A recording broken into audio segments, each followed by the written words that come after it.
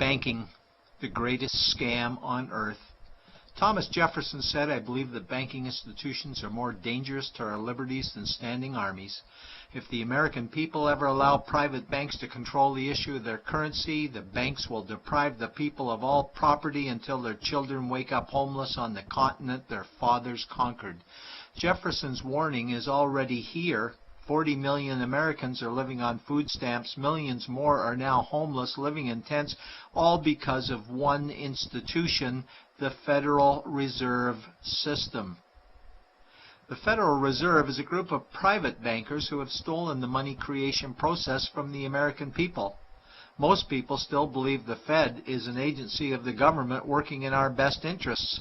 It is not. There is no greater form of evil in the world today, so let's explore the banking scam. None of us have ever been taught anything about money. The reason is to prevent us from learning the truth that money is a trick and money is a trap. When solving any crime, there's a universal truth: follow the money, but with the banking scam, follow it backwards. Where does money come from? The world's money supply is always growing. Where does all the new money keep coming from? Money comes from privately controlled global banks like the Federal Reserve System. They create money every day, which increases the world's money supply. Because all banks are either owned or controlled by private bankers, the real question is, how do private bankers create new money? And the answer is they create it out of thin air. Bankers create money out of nothing. They make it up. It is a fiction. Wow. Godlike power to create something of value out of nothing.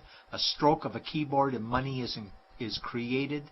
In fact, only 3% of the world's money is even in the form of bills and coins, which means 97% of all money in the world is just numbers typed on a computer screen. This is part one of the banking scam. Money is created out of nothing. The second part of the scam is this phony money is issued as debt. What is debt exactly? Well, when you consider we work our whole lives to pay it off, you could say debt is slavery. But whose debt is this phony money? It's our debt, all of it.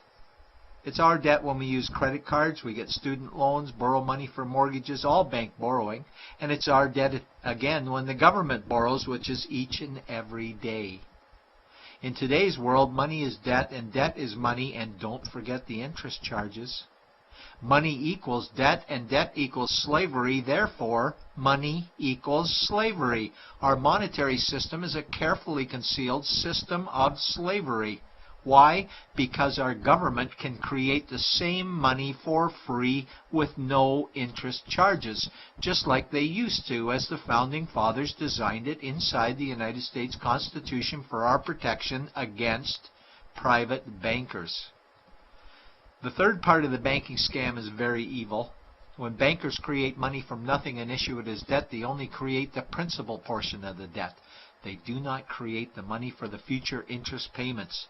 There is not enough money in existence for all of us to make our interest payments. In fact, our money creation system is even mathematically impossible. Money issued by the banks, principal debt, does not equal the money demanded back to the banks, principal plus interest. We are forced to play a game of musical chairs to see who can make their debt repayments. This guarantees a world of bankruptcy, competition, and scarcity of money. For example, we go to the bank to borrow money for a house, let's say $100,000. The moment we sign the loan document, the bank creates the money out of thin air. A $100,000 debit gets registered for us and a $100,000 secured credit for them. Then one of two things happens. Either we give the bank 30 years of labor making house payments totaling $300,000 for the original $100,000 we borrowed, or the bank takes our house. The bankers get either our labor for life or our house, and often they get both, all from money created out of thin air and issued as debt, for money made out of nothing. This is why all the bankers end up with all the assets. The fourth part of the banking scam is inflation. People think inflation is prices and costs increase. A better answer might be the value of our money always goes down. Inflation is created every time the central banks print money, which is every day. Where does all this new money get its value? The answer is it steals its value from the existing money supply, where our savings are. Our savings are disappearing because of the new money they're printing. If money creation was in balance with goods and services, there would be no inflation. Prices would stay the same. But the reality is banks always print money, driving prices ever higher, which steals the value of our savings, making them disappear.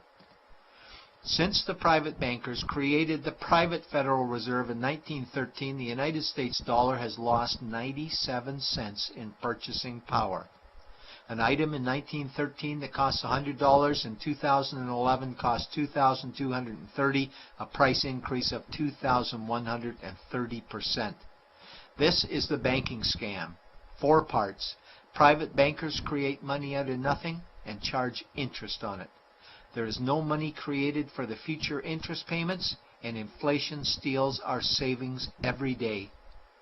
In order for the banking scam to be pulled over our eyes, the bankers need help from the likes of paid-for politicians and appointed civil servants, military-industrial complex, mainstream media, multinational corporations, and the bankers' good buddies. For example, what do our banker-controlled television networks say about criminal bankers? "Oh, bankers are our saviors. Chairman is Man of the Year. He saved the world. Bankers really do deserve their bonuses. They're so smart." And what do our banker-owned G20 politicians say we need to do? That we must save our banking system, and now we need austerity measures, like increasing existing taxes and bringing in new taxes, cutting our social programs, including education and health care, stealing from our pension plans while increasing the retirement age, keeping us working for more years at lower wages while placing our children and grandchildren in debt and servitude for their future lives.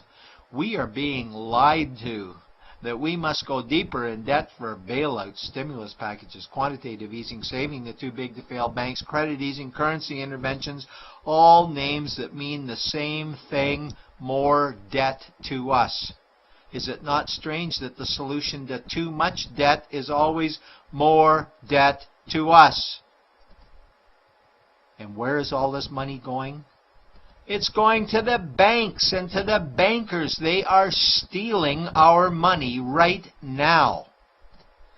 0.1% of the world's population owns 2/3 of the world's wealth. This means that 99.99% of the world's population own less than 1/3 of the wealth, a decreasing amount because these guys are stealing it. We desperately need to wake up to the banking scam. It is time for change. To retake control of our money system, we must stop supporting the banking scam. Lincoln said the government should create all the currency and credit needed to satisfy the spending power of government and the buying power of consumers. Money will cease to be master and will then become servant of humanity. And Jefferson said the issuing power of money should be taken from the banks and restored to the people to whom it properly belongs. It's a pyramid scheme. And we, the people, are the bottom layers of the banking pyramid.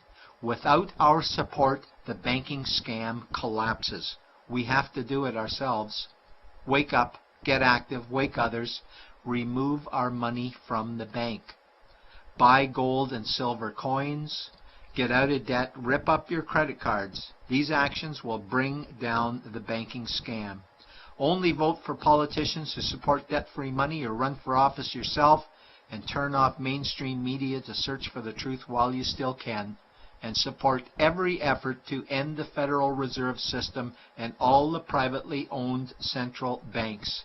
Let's bring these criminals to justice to get our money and our countries back before it's too late.